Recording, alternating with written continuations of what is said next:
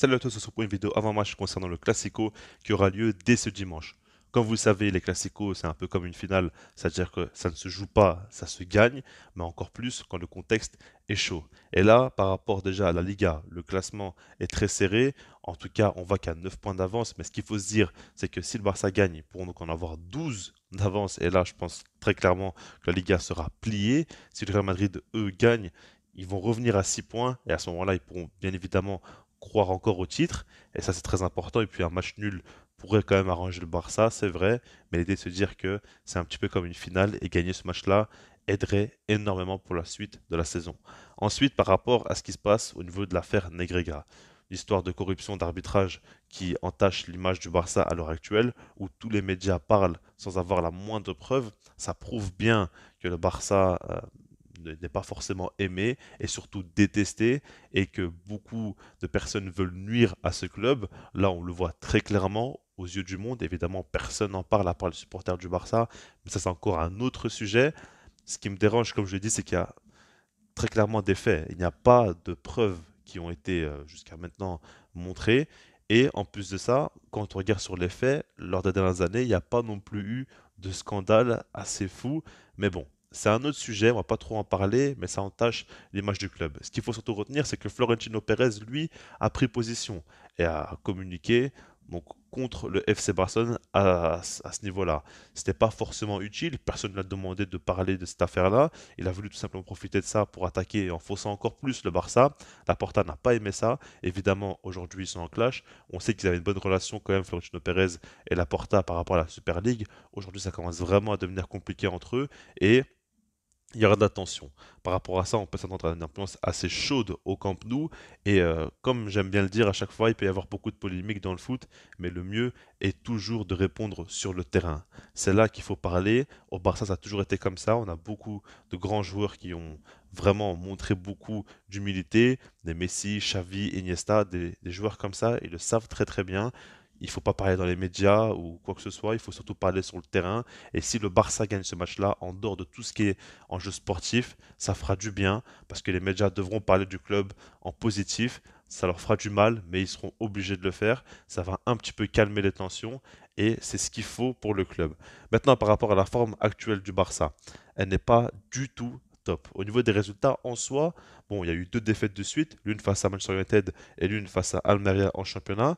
Et après, il y a eu trois victoires de suite. Donc, il y a eu le Classico, 1-0 gagné à l'extérieur. Il y a eu le match face à Valence, 1-0. Et le match face à Bilbao sur le magnifique score, encore une fois, de 1-0. Ce qu'il faut retenir, c'est que dans l'idée générale, en Liga, tout se passe très bien pour le Barça en termes de résultats. Bon, en Europa League, ça n'a pas du tout été top, évidemment. Mais le problème, c'est qu'actuellement, le jeu est déplorable. C'est assez catastrophique. Le Barça joue sur sa défense, sur le fait qu'ils sont solides, c'est une bonne chose, ok.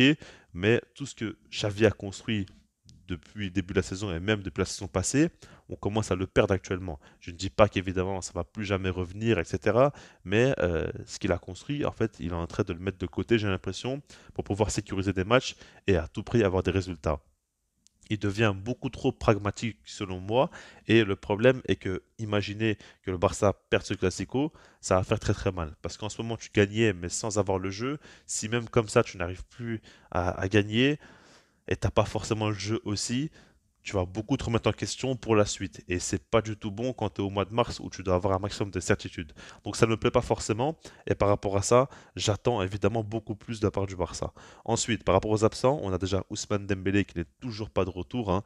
C'est très très embêtant. Mais bon, on peut dire au moins que Rafinha actuellement est l'un des joueurs les plus en forme. Il est quand même décisif. C'est pas encore excellent dans sa production, mais ça va quand même de mieux en mieux pour lui. Et puis par rapport à Pedri, pour moi, c'est une donnée extrêmement importante à prendre en compte par rapport à ce match-là, c'est que Pedri devrait pouvoir commencer le match, mais ce n'est pas encore sûr. Et ça, il faut le prendre en compte. Évidemment que le visage du Barça, avec ou sans Pedri, est totalement différent et que le style de jeu de l'équipe est carrément conditionné par ça, ce qui est clairement honteux, mais bon, c'est une réalité à l'heure actuelle. Et donc, par rapport à ça, le Barça doit espérer pouvoir mettre Pedri titulaire dans ce match-là. On verra comment ça va se passer. Je pense très clairement qu'il va jouer parce qu'on le voit quand même faire des entraînements collectifs et individuels depuis déjà quelques jours. il se remet en forme, il n'a pas forcément assez de rythme, mais on sait très bien que c'est un gars qui n'a pas forcément besoin de ça.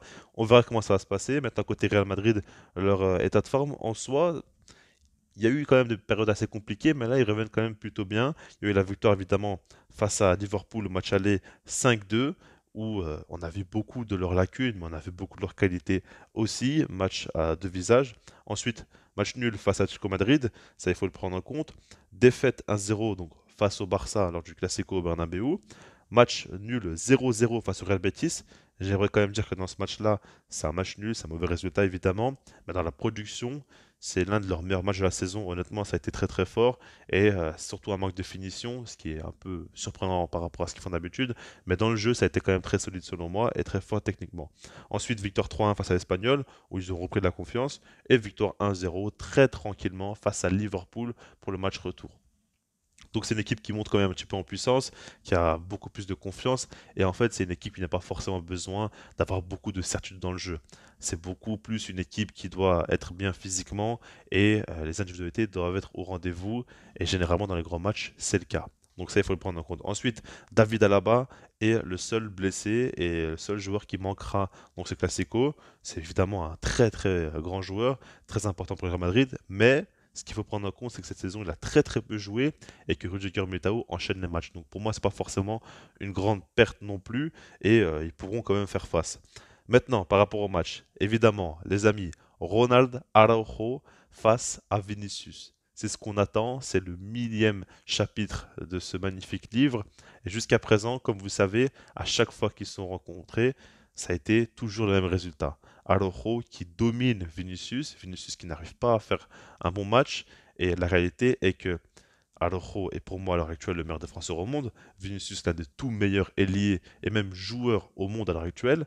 Mais quand les deux se rencontrent, il y a vraiment quelque chose qui se passe où l'Uruguayen prend tout le temps l'avantage. On voit comment ça se passer. Évidemment que Vinicius aura fortement envie de prouver qu'il peut faire un grand match face au Barça et face à Araujo. Ce qu'il faut prendre en compte, c'est que depuis qu'il est en grande forme, donc depuis la saison passée, il n'a pas réussi le moindre match face au Barça et c'est évidemment en grande partie à cause de Araujo. On verra comment ça va se passer, mais ce sera encore une fois un duel très intéressant à suivre. Est-ce que Ancelotti va essayer de faire un coup tactique pour que Vinicius soit dans une autre position? Moi, je ne pense pas parce que ça voudrait dire qu'il ne fait pas assez confiance à Vinicius et pour la suite, c'est pas forcément bon. Donc pour moi, ce sera vraiment encore une fois un duel entre les deux.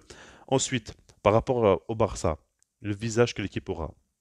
Pour moi, c'est important de le prendre en compte. J'attends beaucoup du Barça dans le jeu. Je veux une victoire avec donc, le résultat, mais la manière aussi. Dans le sens où je veux pas forcément voir du beau football, du tiki-taka ou je ne sais quoi. Je veux que le Barça joue très haut sur le terrain, mette une grosse pression. On sait très bien que le Real Madrid a beaucoup de mal à sortir des pressings assez étouffants, ils ont de bonnes sorties de balles, mais quand ils ont de l'espace, parce que quand ils sont vraiment étouffés, c'est compliqué pour eux. Militao, Camavinga, comme je dis à chaque fois, sont deux joueurs très limités quand ils sont sous pression. Par rapport à ça, il faut que le Barça joue là-dessus. Et en fait, il faut que le Barça cède du contexte actuel où il y a beaucoup de tensions autour du club pour être enragé. Je veux que Xavi surmotive les joueurs. Et on peut beaucoup douter de Xavi. Mais dans les classicos, pour motiver ses troupes, il n'y a rien à lui reprocher. Il sait très bien comment s'y prendre et il sait comment les amener à la guerre. Et ça, c'est une très bonne chose. Et du coup, j'attends de lui qu'il le fasse encore une fois. J'attends des joueurs surmotivés qui vont donner beaucoup plus que le Real Madrid et mettre une intensité assez folle sur le terrain. Ce match est très important pour beaucoup de raisons, comme je te l'ai expliqué. Il ne faut pas le prendre à la légère. Il ne faut pas qu'on joue sur notre défense qui est très solide. Il faut surtout jouer sur nos véritables qualités dans le jeu et mettre à mal et surtout étouffer cette équipe du Real Madrid. Ça paraît quand même assez large ce que je dis, je rentre pas dans les détails, mais je n'ai pas envie de faire non plus une vidéo très longue. Mais dans l'idée, c'est le visage de l'équipe que je veux voir. Maintenant, par rapport à ma compo, je vous l'affiche dès maintenant. Pour vos yeux, vous serez très heureux parce que c'est quand même une belle compo, je trouve. Ça fait depuis un petit temps qu'on voit plus trop ça. Donc évidemment, Ter Stegen au but. La défense avec Araujo, latéral droit. Là, j'ai mis défense à 3, mais c'est avec ballon, vous avez compris. Araujo, Koundé, Balde, Christensen. La fameuse défense muraille de Chine, on va savoir comme vous voulez. Ensuite, Busquets, Frenkie de Jong, Pedri, Gavi. Évidemment, Pedri, pour moi, il doit jouer. Je pense pas qu'il sera à 100%, mais dans tous les cas, qu'il soit à 40% ou à 100%, ça restera toujours lui le meilleur joueur de ski, j'ai l'impression, parce qu'il est vraiment bien au-dessus des autres. Ensuite, Rafinha, Lewandowski. Ça, c'est quand même donné à prendre en compte. C'est que Rafinha, comme je dis, il est quand même bon. Lewandowski, le petit Polonais, on attend quand même de lui qu'il réponde présent dans ce match-là, hein. Évidemment, on va pas le rater. Pedri n'est pas à 100%. Rafinha, c'est pas non plus un joueur très très fiable. En attaque, il va falloir quand même marquer des buts. Et Lewandowski, il y aura beaucoup de pression sur lui, donc j'attends à tout prix qu'il nous sorte un gros match. J'attends qu'il soit déterminé, évidemment. Maintenant, par rapport au pronostic, je ne vous cache pas que je vois une victoire du Real Madrid. Alors, ça peut paraître assez fou, mais il faut quand même rester assez réaliste. Et quand je regarde les productions du Barça lors des derniers matchs, il y a les victoires, certes, mais ce qu'ils proposent dans le jeu, c'est quand même beaucoup trop faible. J'ai l'impression que cette équipe-là a perdu quand même beaucoup de confiance, n'arrive plus trop à bien construire ses actions. Et par rapport à ça, c'est quand même assez problématique. Il y a une Pedri dépendance et tout va beaucoup dépendre de lui.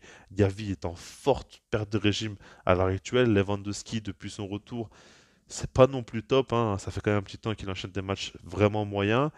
Par rapport à tout ça, je me dis vraiment que ça va être compliqué. Vinicius est dans une grande forme, évidemment.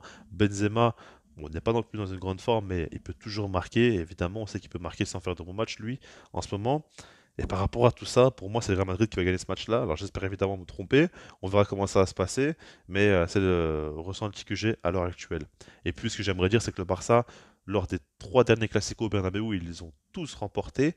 Mais par contre, au Camp Nou, c'est autre chose. C'est beaucoup plus compliqué pour le Barça. Ça, c'est un peu incompréhensible, mais c'est comme ça. Et par rapport à ça, il faut le prendre en compte.